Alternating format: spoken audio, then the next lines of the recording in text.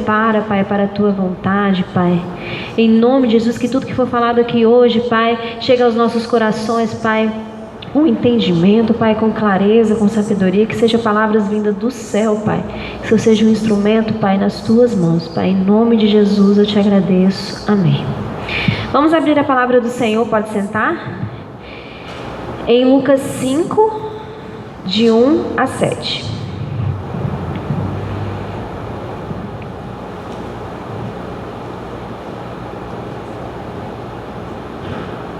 Amém? Amém? Vamos lá. E aconteceu que, apertando a multidão para ouvir a palavra de Deus, estava ele junto ao lago de Genezaré.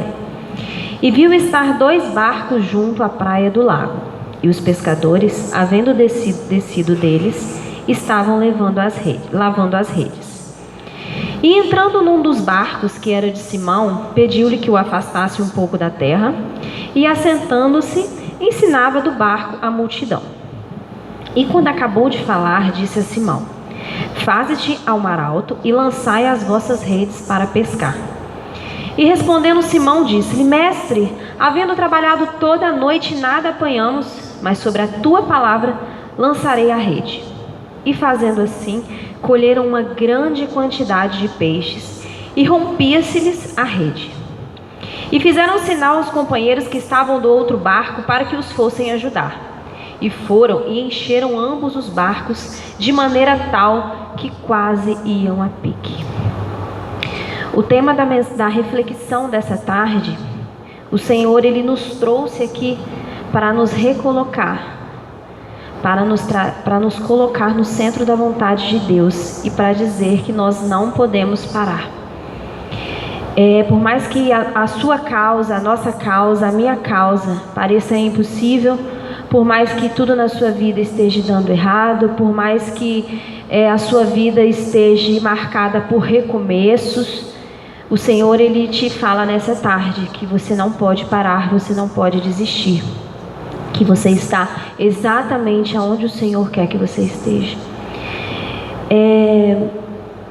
Eu inicio essa mensagem com a seguinte reflexão, para a gente pensar junto.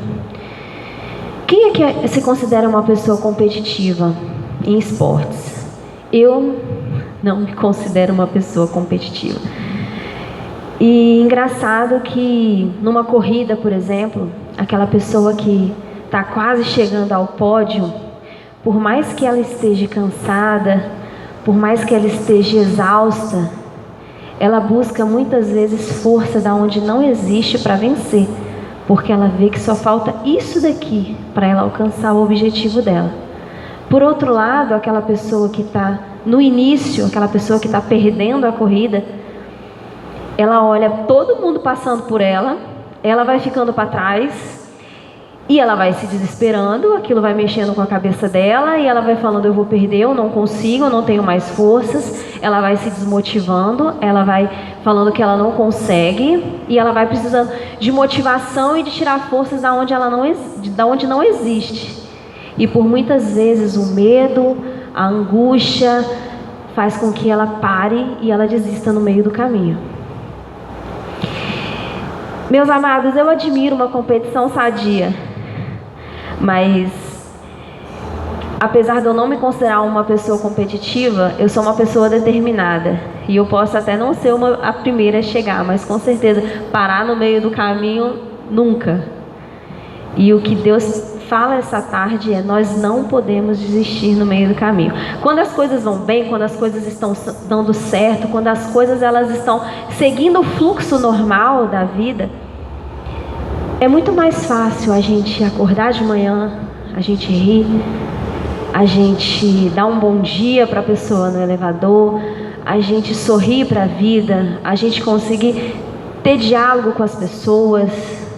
Agora, quando as coisas estão indo de mal a pior, quando as coisas estão realmente ruins aos nossos olhos, quando as coisas aos nossos olhos parecem que estão fora do controle ou estão tomando um rumo no qual nós não gostaríamos que estivesse seguindo, é difícil a gente glorificar e adorar a Deus. É difícil a gente confiar. É difícil a gente crer que no final vai dar tudo certo. É difícil a gente se sentir motivado. Então eu imagino que Pedro, ele teria chegado de manhã exausto, após uma noite exausta de tentativas frustrantes de pesca, de não ter conseguido êxito no seu trabalho. E eles já estavam lavando as redes, porque além deles terem tido todo um trabalho em vão à noite, imagino que você tenha que lavar o barco, você tenha que lavar as redes, você tem que deixar tudo organizado, por mais que tudo tenha dado errado, para no outro dia você recomeçar tudo de novo. No capítulo 2 fala: e viu estar 2 barcos junto à praia do lago. E os pescadores, havendo descido deles, estavam lavando as redes. Então eles já estavam tendo todo esse trabalho para deixar tudo organizado para a próxima pesca. E Jesus estava ensinando.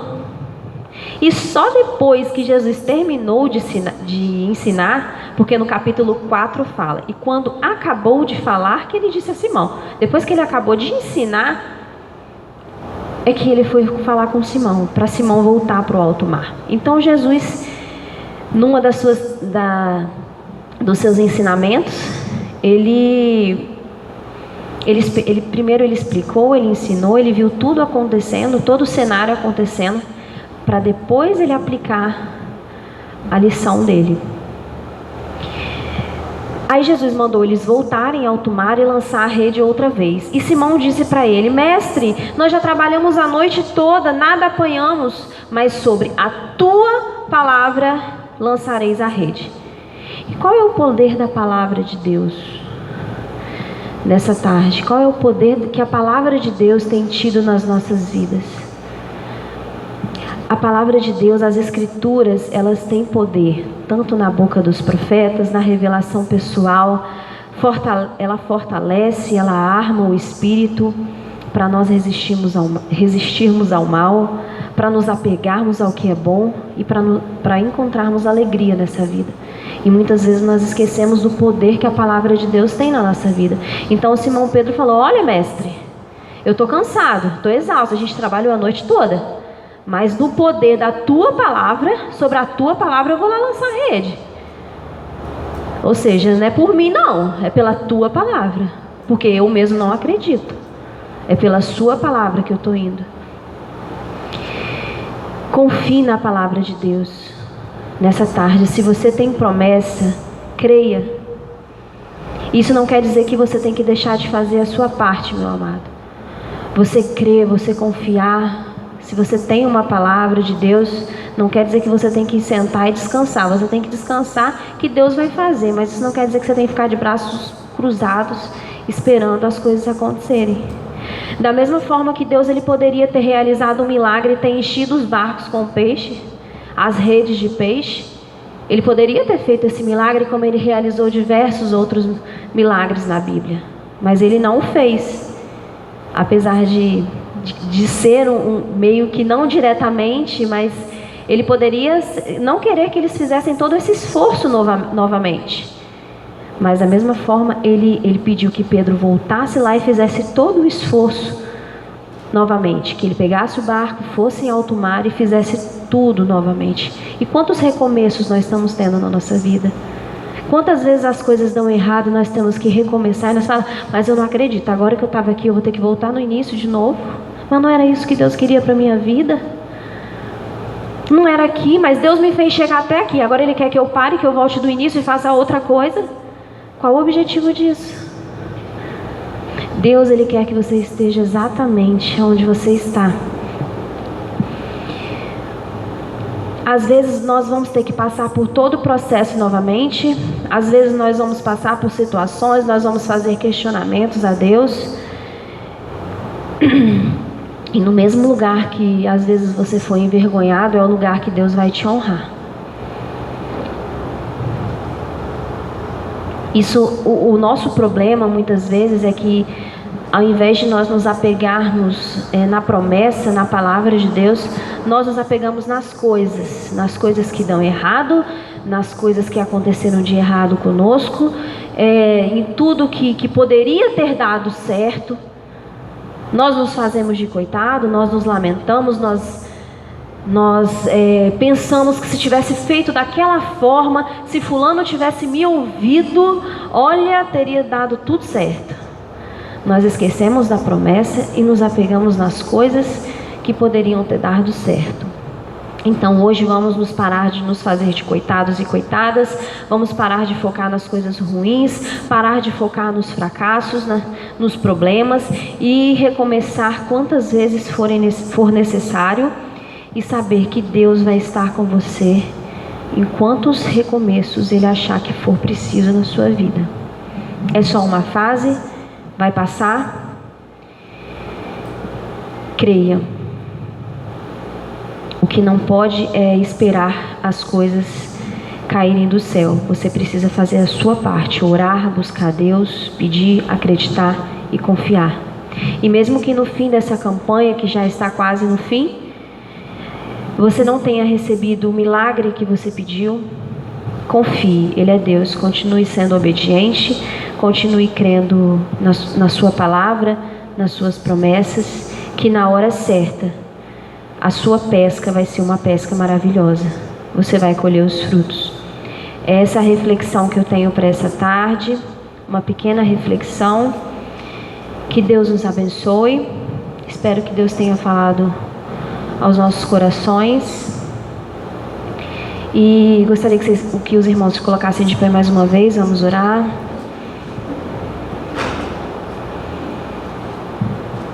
Pai, muito obrigado porque o Senhor está presente no nosso meio. Obrigado por essa palavra, obrigado porque Tu és Deus nas nossas vidas, obrigado porque o Senhor não nos desampara, obrigado porque no meio do caminho o Senhor se faz presente, obrigado porque no meio das dificuldades o Senhor está no nosso lado, nos ajudando, nos consolando, nos dando forças, Pai. Obrigado porque o Senhor nunca nos desampara, Pai.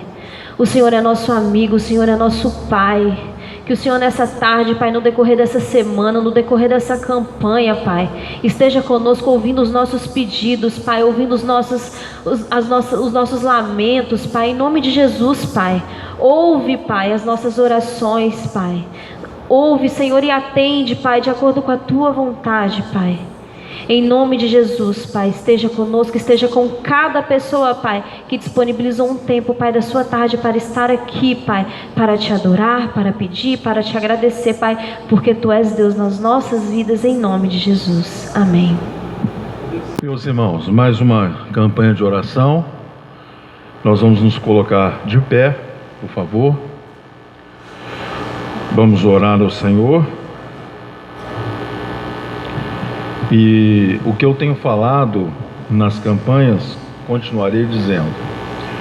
Existem cultos de oração que a gente colhe de imediato, tem cultos de oração que a gente colhe uma semana depois, ou algumas 2 semanas depois, e tem cultos de oração que aquilo que estamos plantando espiritualmente vai levar o tempo da sua germinação, né? Tudo com o Senhor tem o seu tempo correto, né? Tem coisas que Deus pode nos abençoar hoje, né? Tem coisas que Deus vai esperar o tempo da nossa maturidade. Tem coisas que Deus nos der na hora que a gente quer, essa coisa vai simplesmente nos matar, né? E quando eu digo matar, não é fisicamente, poderá nos matar espiritualmente. Nós vamos orar nesta hora. Eu quero pedir a irmã Norma para estar orando ao Senhor pelo culto nessa tarde. Versículo 9.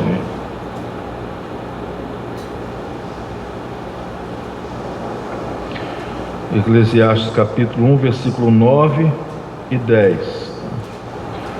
Que nos diz assim: o que foi, isso é o que há de ser, e o que se fez, isso se tornará a fazer, de modo que nada há novo debaixo do sol. Há alguma coisa de que se possa dizer: vê, isto é novo? Não, já foi nos séculos passados que foram antes de nós. Então, não existe novidade. Tudo que a gente está vivendo pode ser novidade para nós, mas segundo o próprio pregador, Provérbios de Salomão, repetindo no seu Eclesiastes, não tem nada novo, é tudo velho. Tudo isso que a gente acha sério, ninguém passou pelo que eu já estou passando, já muita gente já passou. Talvez você nem saiba, talvez seus pais já passaram, seus avós já passaram. Então, debaixo desse sol que nos ilumina, não tem nada novo, é tudo velho, é tudo cíclico. Então, dar ouvidos a bons conselhos é sábio da nossa parte. Buscar a sabedoria não somente é sábio da nossa parte, mas é também um dever nosso buscar a sabedoria e, acima de tudo, buscar a orientação de Deus para tudo aquilo que nós precisamos de orientação. Nós vamos louvar a Deus e vamos cantar um cântico em adoração ao Senhor.